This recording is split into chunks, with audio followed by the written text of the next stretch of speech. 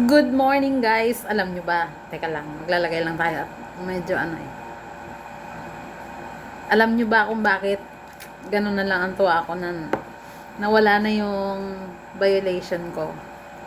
Guys, doon sa mga kapitbahay ko, sa mga taga Tayawan, Bayawan, yung mga nakakilala sa akin, sa mga kapitbahay ko dito sa Tagaytay. Maniwala kayo, may pera talaga sa Facebook. Yung mga hindi pa nakakasahod, maniwala kayo sa akin dahil ako nakailang sweldo na ako. Tumigil lang ako nitong nakaraan dahil meron akong violation. Eh ngayon lifted na ni Meta. Kaya guys, ang tuwa ko talaga. Alam nyo ba yung unang sahod ko? Ah, nasa 23,000 yung aking unang sweldo dito sa Facebook. At nakuha ko yun last year nung nasa province ako. Kaya kayo, anong pang ginagawa nyo? Mag-upload na rin kayo ng mga videos nyo at tip ko lang sa inyo ha. Huwag na huwag kayong gagamit ng music na hindi pa nakalagay sa dun sa ano nyo. Ay, pakita ko sa inyo minsan. Kasi pagka gumamit ka ng music na yung ginaya mo lang dun sa iba, makaka-copyright ka. So, ang gawin nyo guys, para hindi kayo makaka-copyright, wag na wag kayong gagamit ng music unless authorized kayo. Kasi mayroon mga yung nakalagay na, ano nga ba yun? Nakalimutan ko. Sorry naman. Pero, next ko na video, papakita ko yun sa inyo. May royalty free. Yun pala ang tawag doon. Pag pipili ka, pag maglagay ka ng music sa mga video mo, tapos may nakalagay na royalty free, yun yung allowed sa'yo. Kaya wag na wag gagamit ng music kapag wala pa kayong ganito. Okay?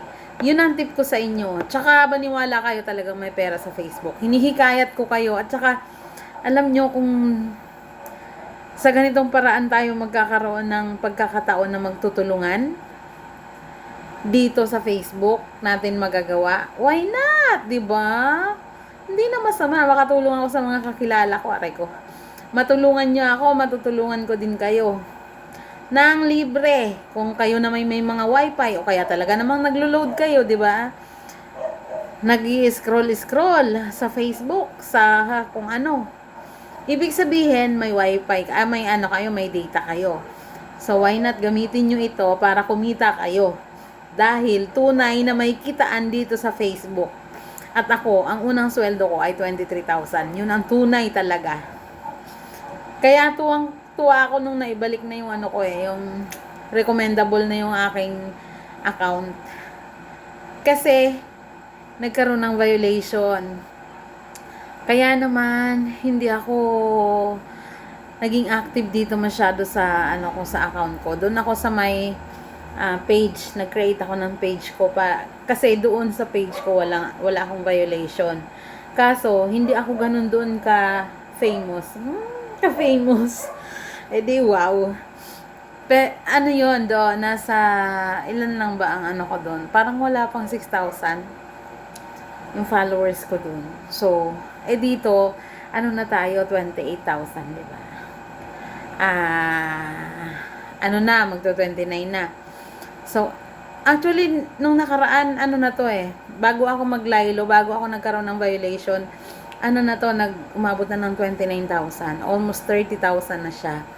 Ang problema, nung naglaylo ako, nung tumigil muna ako dito, nung nagpahinga ako muna dito sa account ko, bumaba, nagbawas yung aking mga followers. So, naging 28,000 ulit. Ngayon, nung nakaraang gabi lang ako nag-focus dito, pagbalik ko. Sa ngayon, meron akong na-post na 35 na ang nadagdag. So, ganun kabilis dito sa account ko.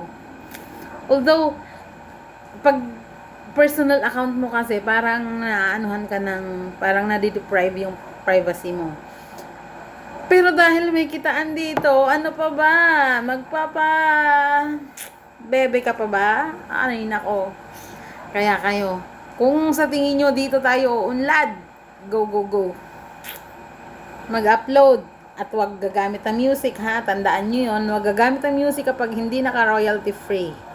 Hindi lahat pati ng account ay merong ganon, yung allowed ka gumamit ng music na royalty free.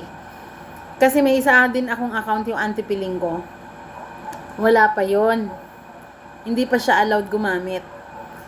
Pag naglagay ako ng music, dapat makikita ko na yun. Wala pa siya.